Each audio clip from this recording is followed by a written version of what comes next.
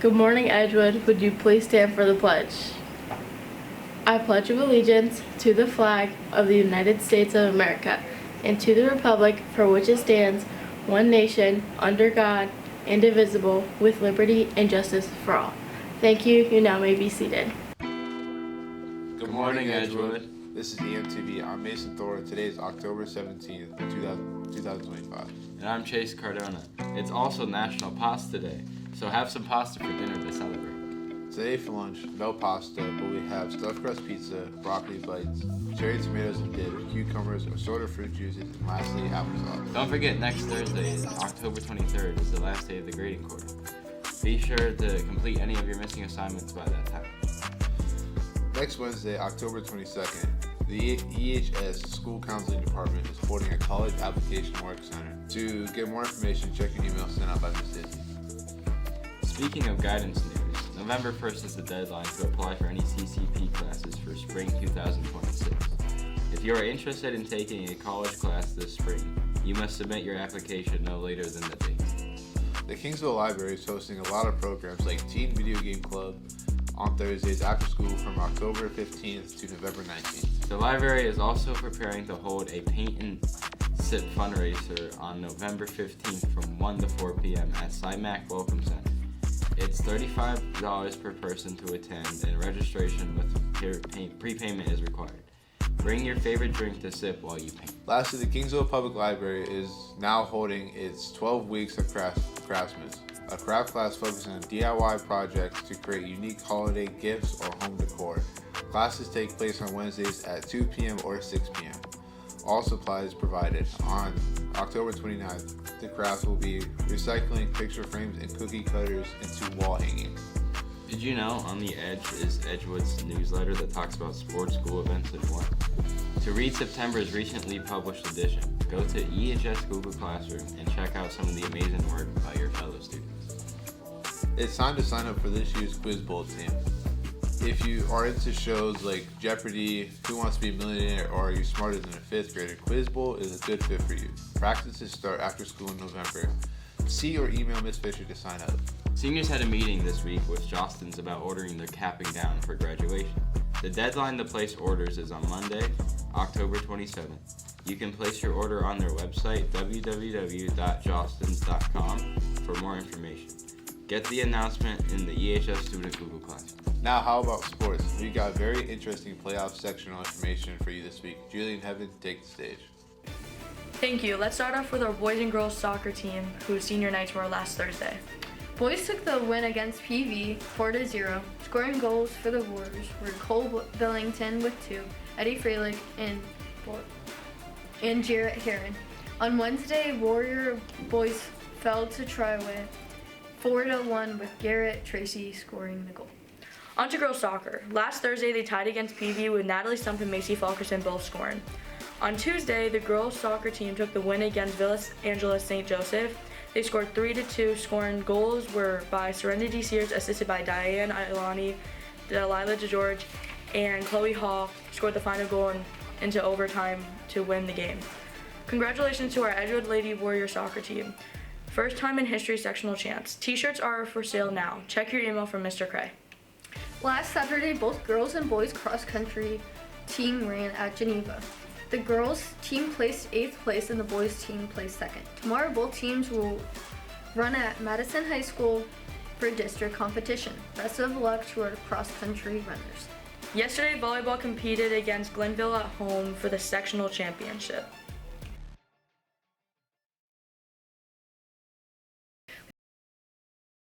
Played at Konya and won 49-14. The football team will play at Jefferson tonight at 7 p.m.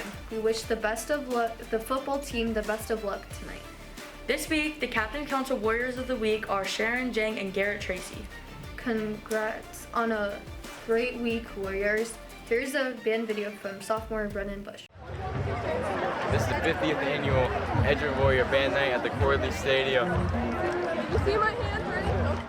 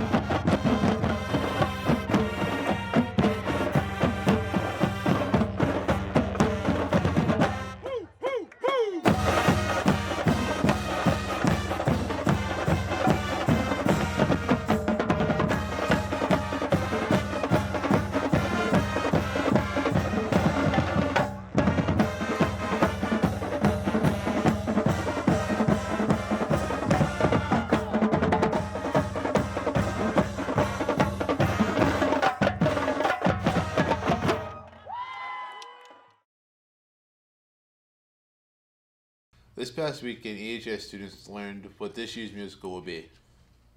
Here's an exciting announcement from Aguiriano.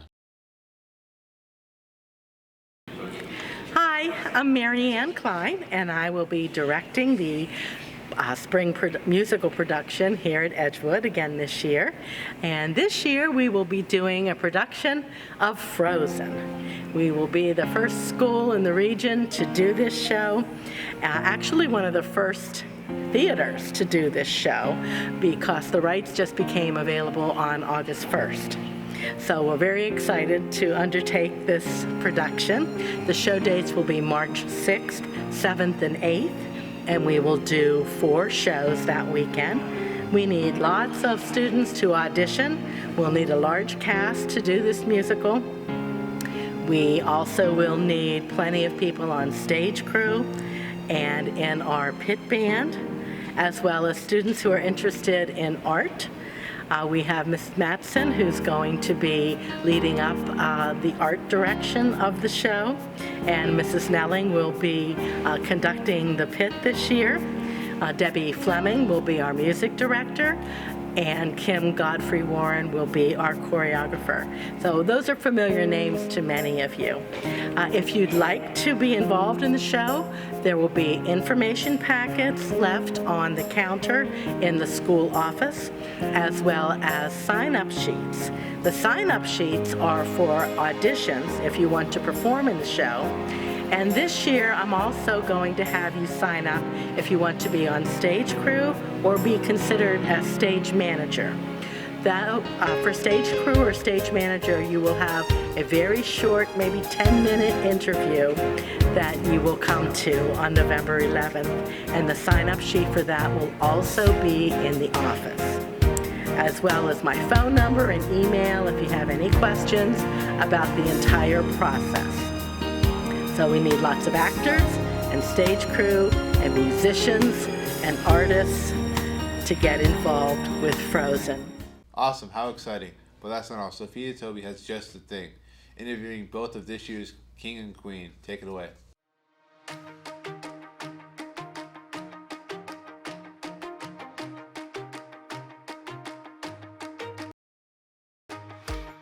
Doing cool. Shocked. I felt very honored and special.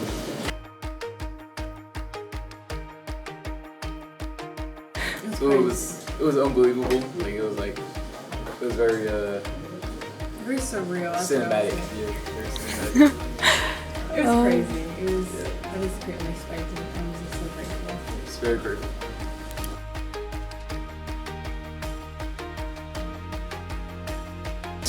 I play football right now, so we're in football season. Right now I'm just working all the time. And work. And then I'll start tracking again in the spring. Anybody who voted for us, supported us, didn't vote for us, I mean, it's just all the teachers, everybody. I just couldn't thank everybody anymore. I thank the community and everybody in the school for having a great environment.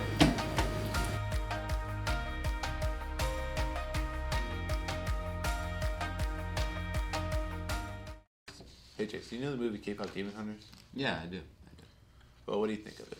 I'm not really sure. I haven't seen. Well, that's why Logan's giving us a review on it. Take it away, Logan.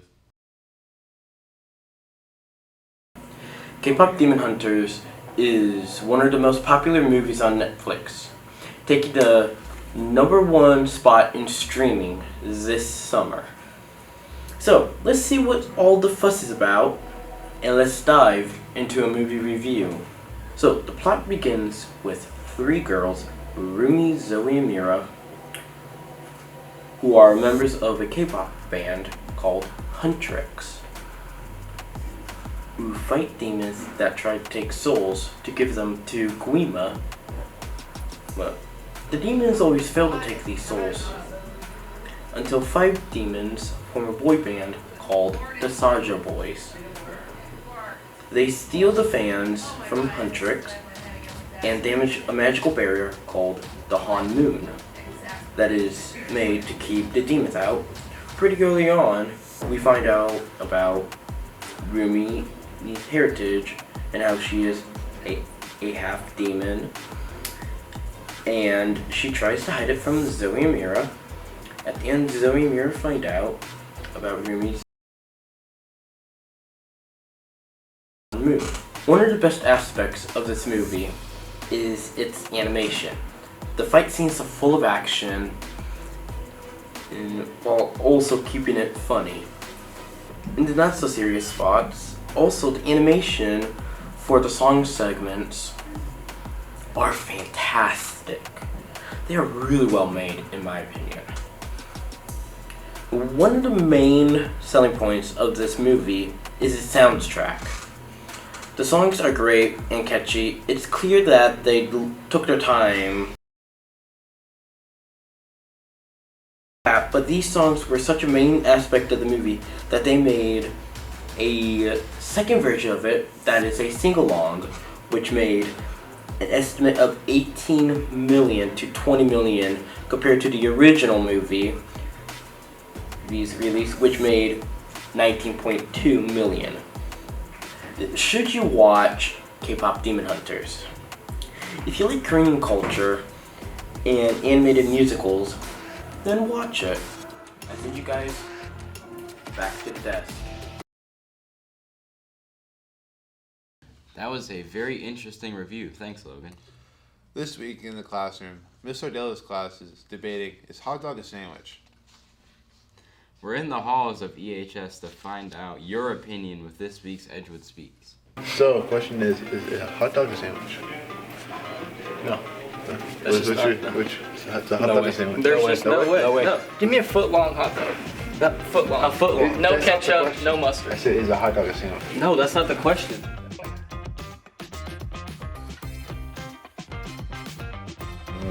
Alright, so the question is a hot dog a sandwich? No. No? No. Alright, good answer. Okay. Question is a hot dog a sandwich? I'd say so. No, I think it's a bun, and then there's meat, and then you put it. It's one piece of bread, though. That doesn't cut whether it's a sandwich or not. A sandwich has 2 pieces of bread on it. You might be right. Nah, you might. Yeah, I got you. Got that. Yeah. So, I got a question for you. What's your question? Is a hot dog a sandwich? Is a hot dog a sandwich?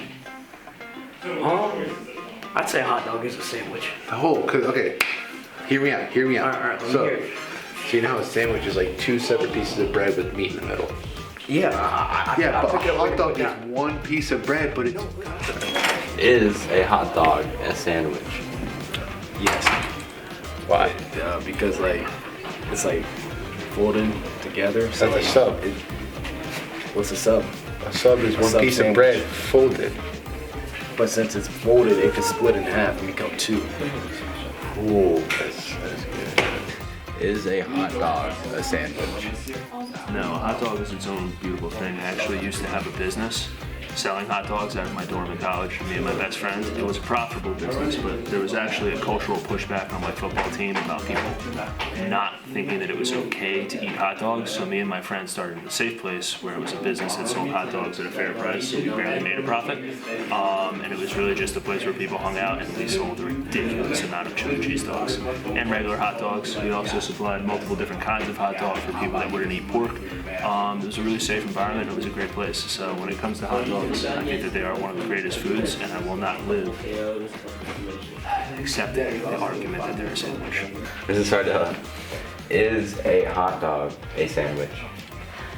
This is what the people want to know. It's an important question.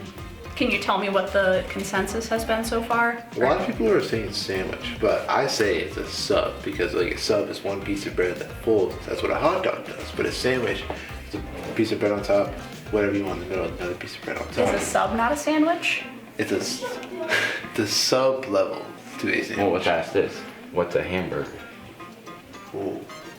That is also an important question. But where do we draw the line? That is, right. Yeah. Maybe they're all their own separate thing. I would say that's kind of my answer, is the hot dog deserves to be its own entity. Like a ham sandwich, isn't a hot dog. A hot dog is its own thing. Right, it's a standalone. Yeah. Listen, I'm picking up what you're putting down, but like when you know how you put toppings in a sandwich, right? Yeah. Like you put like mustard, ketchup in there? Yeah. Mustard, my fault. My fault. Fire away. Go. All right, so question for today is a hot dog a sandwich? The hot dog itself? That's a sausage. Like the hot dog and the bun. Like, do you classify it as a sandwich? I think if you're going to look at it as a sandwich, like you are doing it as an action, you are sandwiching it between two buns, then it's a sandwich. Is a hot dog a sandwich? No. Why? Because a hot dog is a bun and a sandwich has 2 pieces of bread, so therefore it's not a sandwich. It's a sandwich. It's a sandwich. Still, it's not. Cause like you're eating what you call a sub, right? And like that little like seam crease breaks in half. What's it turn into? A sandwich. Lastly, for birthdays, happy birthday to Gabriella Hofer for today and Annabelle Hill for tomorrow, October 18th. Well, that's it for today's episode. You can always go back on Edgewood Media YouTube channel. Thanks for watching. Have a great weekend.